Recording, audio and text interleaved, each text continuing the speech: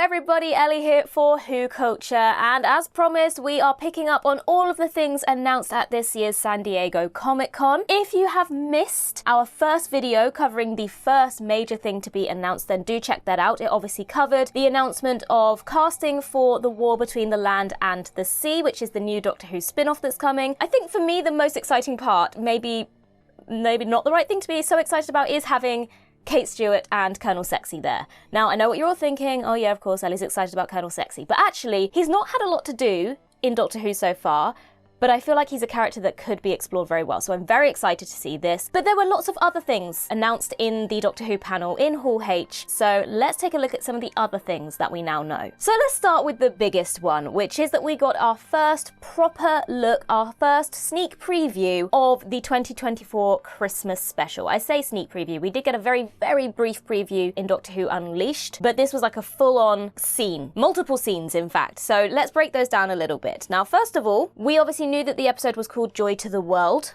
We knew the episode was written by Stephen Moffat. We also knew that Nicola Coughlan would be starring in this episode, and we now know that Nicola is playing the role of Joy. I think we may have speculated at some point over the last year, once we knew the title, that this may have been the name of her character. I could be wrong, but it feels like I've said, what if the character's name is Joy? So, well done, Ellie, if that was the case. So before we actually saw the clip itself, the preview itself, we had a lovely little intro message from Nicola Coughlan, who unfortunately couldn't be at Comic-Con. I'm very excited to see her in Doctor Who. She feels like the perfect casting for a Doctor Who episode. Obviously, most recently, she's been leading season 3 of Bridgerton, playing Penelope Featherington. Absolutely fantastic in that role. Something tells me that the role, well actually, I was gonna say something tells me that her role in Doctor Who is gonna be very different to Penelope Featherington, but actually, the more I think about what we see of this character in this clip, maybe there is a lot of similarities between them. What I was going to say is there's more similarities between her other famous role, which obviously is in Derry Girls, much more of a comical role, and I feel like perhaps the role of Joy is going to be a really nice blend of actually the two, whereas Penelope Featherington is maybe a slightly more serious role. There are definitely elements of that character being kind of a wallflower, a bit of a loner, which we clearly see from Joy in this opening clip. But I'm very excited to see Nicola Coughlan in this role. And she and Ncuti Gatwa have actually worked together on the recent Barbie film. Slight admitting I haven't actually seen the new Barbie film, so I don't know if they had any scenes together, but I do know that they were both in that film. So then we jump into the episode footage, and we start bouncing around all these different locations and time zones. So we start in 1940s Manchester, then we jump to the Orient Express in 1962 Italy, then we have Everest in 1953, and then London 2024. Already feels so Moffat-y. I don't know what it is about it.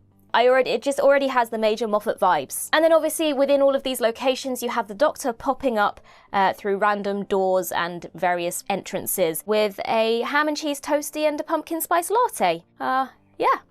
I'll take that, sir. Thank you very much. Soon as we saw 1940s Manchester with Basil standing on the balcony there with his binoculars, I immediately thought of Stephen Moffat's first Doctor Who story, The Empty Child, where we had Captain Jack Harkness standing on a balcony watching the Blitz happening with his binoculars, so immediately I had vibes from that. Basil is also dressed very much like the 11th Doctor, probably was done on purpose, but also that is kind of the dress of the time, so I suppose it kind of is fitting for the time period, but it also feels very much like he's cosplaying 11. Orient Express, we obviously had an episode called Mummy on the Orient Express, although not written by Moffat, was in his era as showrunner. We also had a little tease of the Orient Express at the end of The Big Bang, and then of course you actually have someone reading Agatha Christie's book Murder on the Orient Express while on the Orient Express, and of course we've seen Agatha Christie in Doctor Who before in Series 4's The Unicorn and the Wasp. So then after we've had all of these kind of jumping around to different locations with the ham and cheese toastie and the pumpkin spice latte, which I feel like is going to be like one of those like iconic lines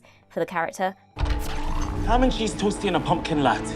Then we have Joy arriving at her hotel in 2024, and there's a great little joke with the receptionist where she says single, and she says, oh, does it show? I love the awkwardness of watching an interaction like that, where you clearly try to make a joke and it falls completely flat, and you're just like, oh. So then Joy gets to her room and she starts talking to a fly. I'm fairly confident that this is going to be relevant at some point. I think there's going to be more to this fly than it being just a fly. Also, just jumping back to that whole Agatha Christie connection for a second, because the whole time that I could hear it buzzing, it just made me think of the giant wasp in that Agatha Christie episode, The Unicorn and the Wasp. So I was half expecting to see a giant fly or a giant wasp in her hotel room. And, you know, it might still happen, who knows? We only saw one angle of that scene, so I think that fly is going to come back and be important. So obviously there's also occasions where characters have pointed out an unusual door, and it does give you that kind of something in the corner of your eye vibes. The mysterious hidden door that's in Amy Pond's house, that kind of perception filter on the door that's kind of there. I'm going to assume that these doors in this particular episode either aren't supposed to be there, or there's some sort of portal, space-time portals or something. Clearly there's something going on with these doors. And then, just when you think, oh, that was a nice clip, we have one of the redesigned Moffat-era Silurians just wander through that supposedly locked door. I love this design of the Silurians. I wish we'd seen more of the Silurians, actually. I know they popped up every now and then, but I do like their design. And it has been a long time, really, since we've seen the Silurians. I think Madame Vastra obviously was the most prominent Silurian character we had in the modern era, and the last appearance of her was in Deep Breath, and that was back in 2014, so 10 years ago at this point. And I hate to say it, but there is always something kind of nostalgic about that design at this point. Obviously, I know I can hear all of the classic Who fans who watched it from day one going, oh, she's talking about feeling old again. But I genuinely understand how you felt when New Who came back in 2005, because I now have those feelings. The fact that a Silurian that was introduced 10 years ago feels a little bit nostalgic to me. Now, this Silurian, I haven't seen any confirmation of this at this point, but we are fairly certain that this particular Silurian is being played by Jonathan Arris. Even though they've got all those prosthetics on, it just feels like you can tell that it's him. He played Anderson in Stephen Moffat's Sherlock series, so it would make sense for them to work together again. We have a lot of precedent for actors and writers or directors to kind of work hand in hand on lots of projects, so I think this might be him, but we haven't had any confirmation of casting for that particular role at this point, but come on.